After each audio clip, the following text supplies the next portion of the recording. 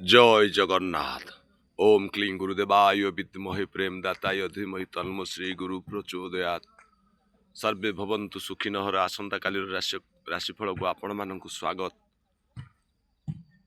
आसंता काली ता 22/12/2025 सोमवार।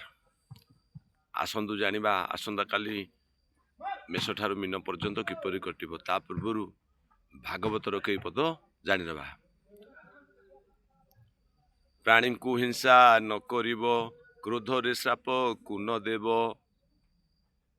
निर्दोष प्राणी की जे हिंसे, से अपराधे प्राण नाशे।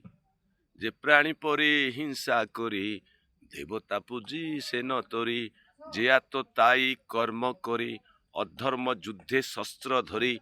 आयुष थाऊ से मरती, अंते से नरके पड़ती।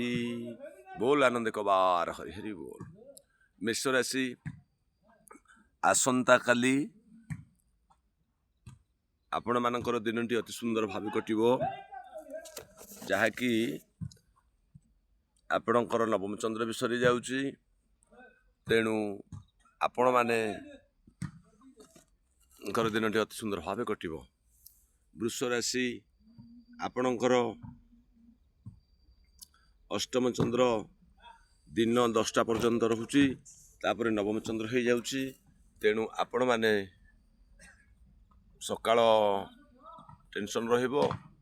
मधुटी खाइबे। दिन 10 पर नवम चंद्र हो जाथि आपन भी मध्य दुख लागि रहिबो। प्राय लाघव हो जिवो।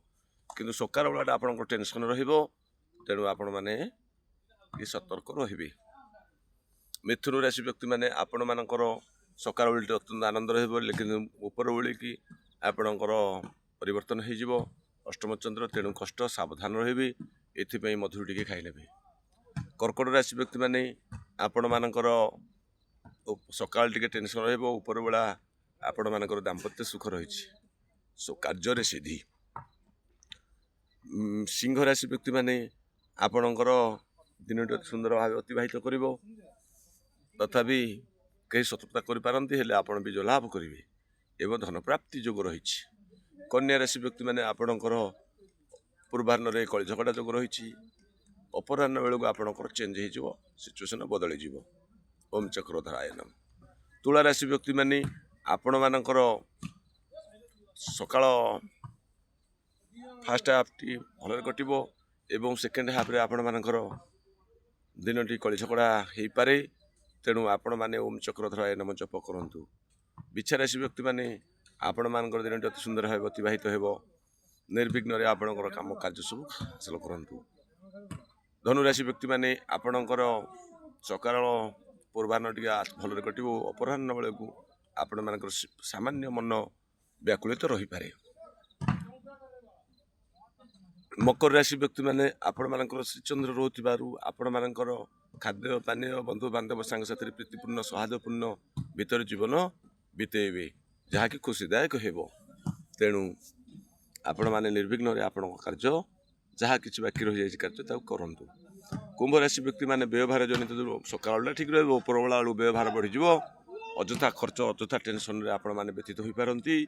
संपर्क रे उन्नति परिवर्ती क्षति हो पारे। तेणु संपर्क देखि चाहिए बंधु बांधव संगे संपर्क रखंतु। मीन राशि व्यक्ति माने आपण मानकर दिनटी मोटामोटी उपर भलरे कटिबो। एकादश चंद्र रहुची। तेणु खुशी रे आपण काम हेजिवो। तेणु आपण जे कोनोसी कार्य करबा पे चाहउछन्ती ताहा करि नियंतु। एतिला मीन ठारू मेष ठारू मीन पर्यंत राशिफल। तेणु कही रखी जे आपण माने सब कर्म पूर्व जन्मर कर्म फले प्राणी मिलती संसार। ग्रह चक्र तो ठीक अच्छे, तेबे निज कर्म को ठीक भाव करंतु। धन अर्जीव धर्म करी धर्मी प्राप्त न रह। धर्म मागरे सत्य कहब निज तुंडे केबे नथिब पाषांडे। एथि सहित रहुछु। जय जगन्नाथ। आपण मानक अपेक्षा रहिलु। लाइक शेयर कमेंट एवं सब्सक्राइब करने को भूलिबे नहीं। मतामत निहाती देबे। जय जगन्नाथ।